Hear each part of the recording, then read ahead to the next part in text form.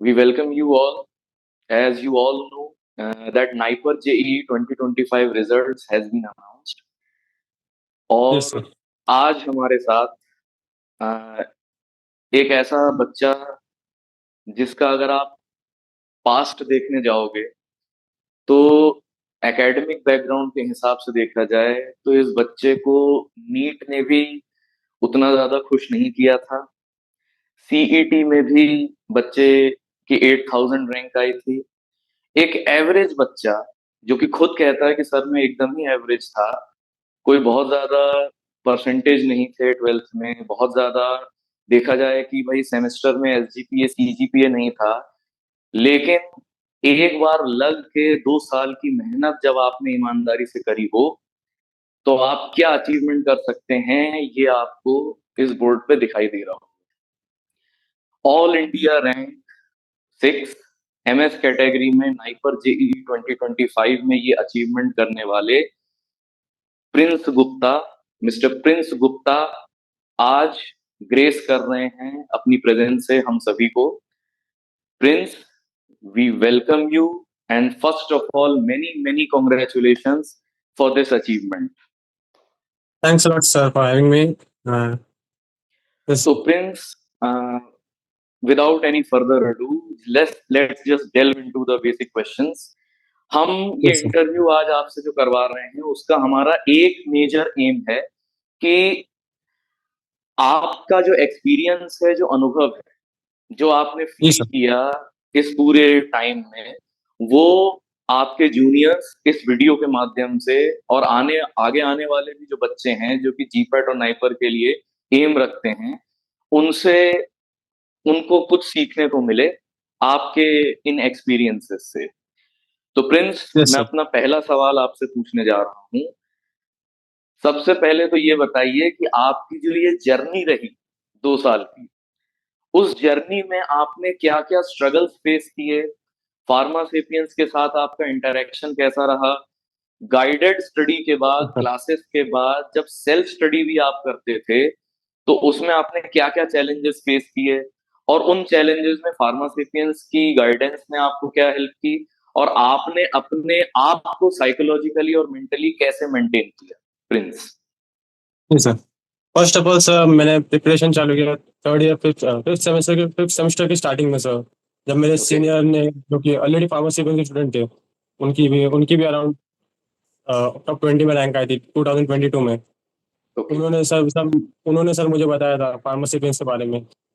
तो फिर मैंने तभी टू फिफ्थ सेमेस्टर की स्टार्टिंग में जब मैंने फार्मेसी ज्वाइन किया, तो सर मुझे अभी भी याद है, पहला लेक्चर फार्माकोलॉजी का था। और और काफी कंटेंट कवर किया, ऐसे ऐसे ऐसे मतलब सेमेस्टर गुजरा, टाइम गुजरा। मेरा पहला टेस्ट था।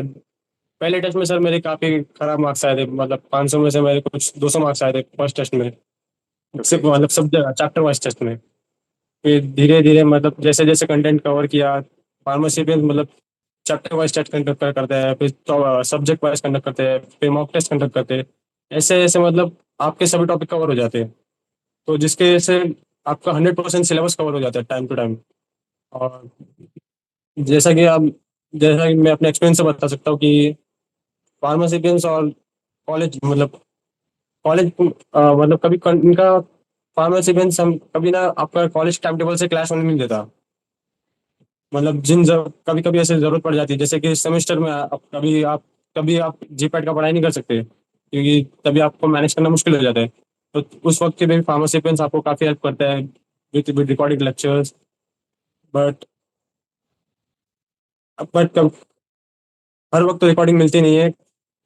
और इसी वजह से लाइव लेक्चर्स की वजह से काफी मतलब सबको फायदा होता है। ओके। तो तो प्रिंस, मैं ये थोड़ा सा जानना चाह रहा था कि लाइव लेक्चर्स जब आपने अटेंड किए और साथ में आपको रिकॉर्डिंग भी दी जाती थी, तो उस हम्म। पे मैं आऊंगा अभी, लेकिन मैं ये चाहता हूँ कि शुरू में आप थोड़ा सा अपनी सेल्फ स्टडी के बारे में बताइए कि आपने क्या क्या चैलेंजेस फेस किए और किस तरीके से आपने उन चैलेंजेस को टैकल किया। जो सेल्फ डाउट आता है बच्चे के मन में, क्योंकि मैंने, अब आप और हम अगर खुल के बात कर रहे हैं तो आप ये चीज शायद मेरी बात से सहमत होंगे कि इस तरीके के जो चैलेंजेस होते हैं वो सिर्फ एक फार्मेसी के बच्चे की हम अगर पर्टिकुलर बात करें, कोई भी बच्चा हो चाहे वो किसी भी कॉम्पिटिटिव एग्जाम की तैयारी करे, ये डाउट्स उसके माइंड में आते ही हैं अगर वो किसी बड़े एग्जाम की या लॉन्ग ड्यूरेशन वाले एग्जाम की तैयारी कर रहा होता है। आपने उन चैलेंजेस को कैसे टैकल किया, मैं ये जानना चाहता तो फर्स्ट ऑफ ऑल तो एक बच्चे ने अपनी शेड्यूल बनाना चाहिए कि मतलब कॉलेज से घर आया तो इतने इतने टाइम का ब्रेक लेकर आपको फटाफट स्टडी के लिए और रिवीजन के लिए वापस बैठ जाना चाहिए। और बाकी सेल्फ स्टडी में बोलूँ सर तो मैं सेल्फ स्टडी में तो ज़्यादा कुछ करता नहीं था, जो सिर्फ लेक्चर में कवर किया गया है मैं वही रिवाइज करता था। और उतने मैंने तो ज़्यादा सेल्फ स्टडी में तो मैंने बस उतना ही किया था। क्लासेस में जो हूँ। ओके मुझे कंटेंट दिया गया था मैंने बस उसको ही रिवाइज किया था। Okay okay. जब कहीं ऐसी सिचुएशन आती थी कि आप कोई पॉइंट आपने रिवाइज किया है, कोई टॉपिक आपने स्टडी किया है, लेकिन कई बार होता है कि उसमें से कुछ पार्ट मिस हो जाता है क्योंकि एक मसल है ब्रेन भी। कई बार होता है कि हम कुछ चीजें भूल जाते हैं। तो उस टाइम पे जो आपके मन में डाउट्स आते थे अपने प्रति कि भाई मैं भूल रहा हूँ, कहीं मेरी तैयारी में कोई कमी तो नहीं है, उस चीज को आपने कैसे टैकल किया? हाँ सर, उसका ज़्यादा कुछ सोल्यूशन तो है नहीं, आपको बार बार रिवीजन करना ही पड़ेगा। ओके जिन्होंने रैंक लाया उन्होंने भी बार वही किया, बार बार रिवीजन किया। और वैसे ऐसी ज़्यादा ज़रूरत पड़ती नहीं क्योंकि लेक्चर्स में हमको ऐसे निमोनिक्स बता दिए जाते थे कि निमोनिक्स की वजह से हमको जल्दी से याद हो जाता था। और ओके निमोनिक्स आपको मतलब ऐसे 2-3 साल बाद भी याद आएंगे, ऐसे ऐसे निमोनिक्स होते थे। Okay, very nice. तो कोई आता नहीं। मतलब ये है कि आपको उन सेल्फ डाउट्स को इग्नोर करना सीखना चाहिए और बराबर रिवीजन करते जाएंगे तो ये सेल्फ डाउट अपने आप खत्म होते चले जाएंगे। जी सर। ओके प्रिंस, बहुत अच्छी तरीके से आपने इस चीज को एक्सप्लेन किया। आई होप आपके जूनियर्स इस बात से सीखेंगे और रिवीजन को, या मेरे हिसाब से रिपीटिशन वर्ड हमें यूज करना चाहिए, किसी टॉपिक सर के रिपीटिशन पे बहुत ज्यादा फोकस करेंगे। Coming to my second most important question, Prince, live lecture जब आप अटेंड करते थे, टीचर्स के साथ आपका इंटरेक्शन होता था, उससे आपको क्या हेल्प मिली? लाइव लेक्चर के बारे में आप क्या कहना चाहते हैं? टीचर्स के साथ इंटरेक्शन के बारे में आप क्या कहना चाहते हैं? क्लास के बारे में आप क्या कहना चाहते तो सर लाइव लेक्चर तो सर हमारा हफ्ते मतलब हफ्ते में 6 दिन लाइव लेक्चर होते थे। तो फिर मतलब बाकी क्लासेस का आप देखोगे तो उनका ऐसा मतलब संडे संडे में एक ही दिन में वो लोग पूरा का पूरा 6 घंटे का लेक्चर ले लेते थे, जिसकी वजह से पढ़ाई पढ़ाई मतलब बच्चा एग्जॉस्ट हो जाता है।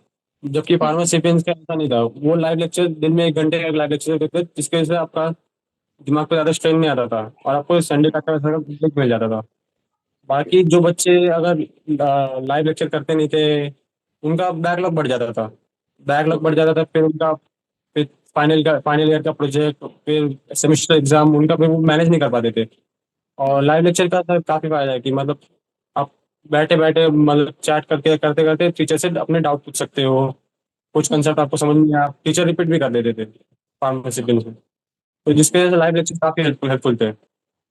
ओके, तो मतलब प्रिंस आप ये कहना चाह रहे हैं कि अगर जो आपने बैकलॉग की बात करी कि एक फार्मेसी का बच्चा 4 साल में बहुत कुछ फेस करता है, उसको फिजिकल, मेंटल, इमोशनल, साइकोलॉजिकल काफी स्ट्रेन पड़ता है सब तरफ से, और ये उसके डेवलपमेंट के लिए जरूरी भी है।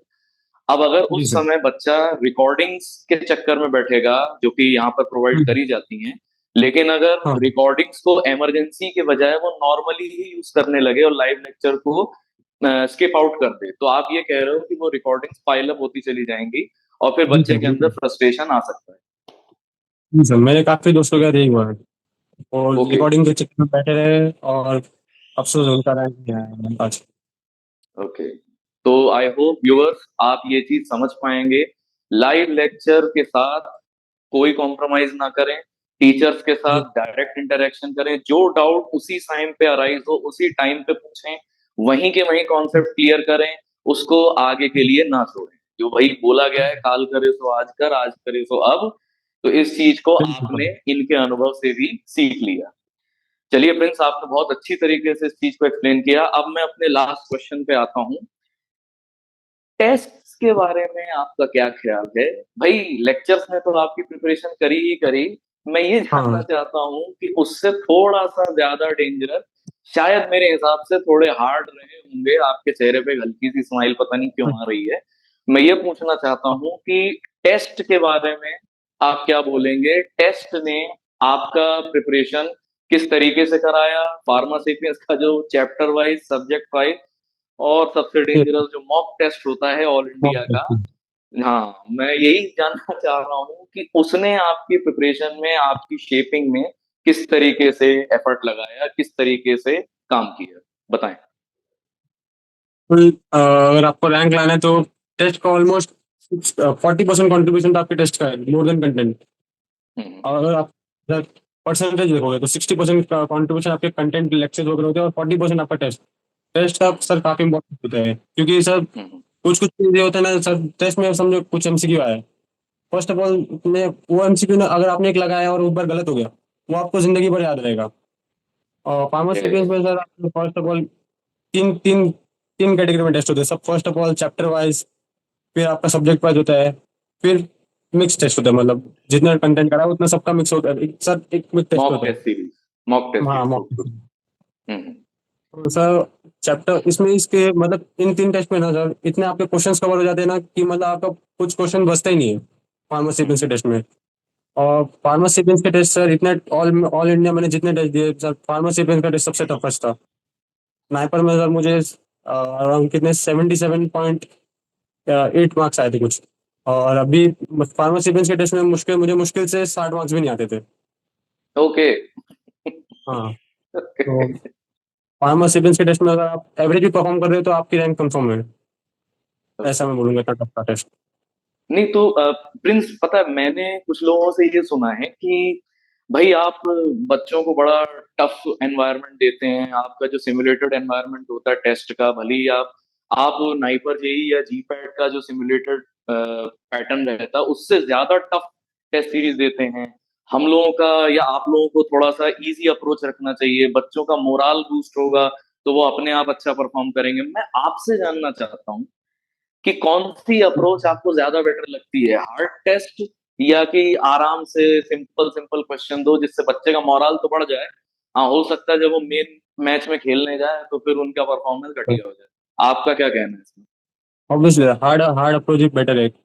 2 साल हम्म। का मतलब सर आपको डेफिनेटली हार्ड टेस्ट से आपको डिफिकल्टीज आती है, बट उधर ही आपका डेवलपमेंट आता है, उधर ही आपको दिमाग को प्रेशर झेलने की आदत होनी चाहिए सर। ओके। क्योंकि अगर इधर अगर हार्ड टेस्ट में क्योंकि दिमाग भी लगाना पड़ता है। और हम्म। मेन सर टेस्ट देने में 200 क्वेश्चन होते हैं सर, दिमाग की कैपेसिटी भी होनी चाहिए उतनी। अगर हम्म। आप इजीली टेस्ट दोगे तो मतलब ऐसे टिक लगाए जा रहे हो, दिमाग चल नहीं रहा है, वो जो सब बुक में से क्वेश्चन आ रहे हैं, तो हम्म। उधर ऐसा होता नहीं है सर। उधर आपके हम्म। दिमाग को एनर्जी एनर्जी भी चाहिए होती है। हम्म। तो हार्ड टेस्ट आपको ना दिमाग को प्रिपेयर करता है कि मतलब वो इतना एनर्जेटिक रहे कि 200 क्वेश्चन वन गो में लगा पाए। हम्म। और बाकी आपका डेप्थ भी कवर हो जाता है, हार्ड टेस्ट के चक्कर में आपका डेप्थ कवर हो जाता है सब टॉपिक का। और टॉपिक में आपको अच्छी खासी क्लैरिटी भी आ जाती है, जबकि इजी टेस्ट में चलिए। ऐसा नहीं हो पाता। ओके। मोराली का सर इतना मतलब, इतना हाँ। मतलब आपका ये कहना है कि हार्डशिप्स जितनी ज्यादा फेस करेंगे उतना ज्यादा आप मेन परफॉर्मेंस के टाइम के लिए आप तैयार हो। चलिए प्रिंस, बहुत अच्छा लगा आपका जो इनपुट रहा। आई होप आपके जूनियर्स और आगे आने वाले बच्चे उससे बहुत कुछ सीखेंगे। And again many many congratulations to you. We look forward to seeing you at Jai Ghosh 2025, our annual celebration. And thank you so much for sharing your experiences. to interact all the faculties in person. I'm very happy. Okay. I'm very excited for that. Same Atlas here. Sir मैं Same here. Yes, yes. हाँ जी, Atlas हाँ sir जी, बताएं Prince, बिल्कुल एक ही बिल्कुल बताएं। Point add करना चाहूंगा सर, लाइव लेक्चर करते रहो और टेस्ट सर रेगुलरली लगाना है। और लाइव लेक्चर के साथ टेस्ट भी पाइल अप होते हैं सर, ऐसा हो जाता है। कुछ बच्चे हो जाते हैं जिनका लेक्चर लेक्चर तो पाइल अप होता है, साथ साथ टेस्ट भी पाइल अप होता है। तो ओके। फिर लास्ट में वो मॉक टेस्ट लगाते हैं तो फिर उनके chapter wise subject wise test छोड़ देते हैं वो लोग। और लास्ट में मॉक टेस्ट लगाने जाते हैं तो फिर उधर मार्क्स नहीं आते, उधर मोरल पूरा खत्म हो जाता है। तो उधर ही प्रिपरेशन भी आपका मतलब पूरा इफेक्ट खत्म हो जाता है फिर। तो इसके लिए टेस्ट लैब लेक्चर के साथ साथ आपको टेस्ट भी रेगुलरली देने हैं। चलिए। और वेरी नाइस वीकली प्रिंस। हाँ हाँ, बिल्कुल तो बिल्कुल, आपको बताएं बताएं। बताएंगे। मतलब सारी चीजों का जो आपका एक्सपीरियंस रहा, व्यूअर्स, आई होप आप बहुत कुछ सीखेंगे। आप समझेंगे कि एक जरूरी नहीं है कि आपका पिछला बैकग्राउंड कैसा था, आप क्या परफॉर्मेंस करते थे। अगर आप मेहनत करोगे, हार्ड वर्क करोगे और मेंटली स्टेबल रहोगे तो आप कुछ भी अचीव कर सकते हैं। चलिए, थैंक जी you sir. So much Prince, it was really nice talking to you. We hope and pray for your bright future, और ईश्वर करे कि आप ऐसे ही अचीवमेंट करते रहें और हार्ड वर्क की कैपेबिलिटी को और इम्पोर्टेंस को हमेशा ऐसे ही समझते रहें। Thank you so yes much. Sir. Thank you. Thanks a lot sir. Thanks a lot sir.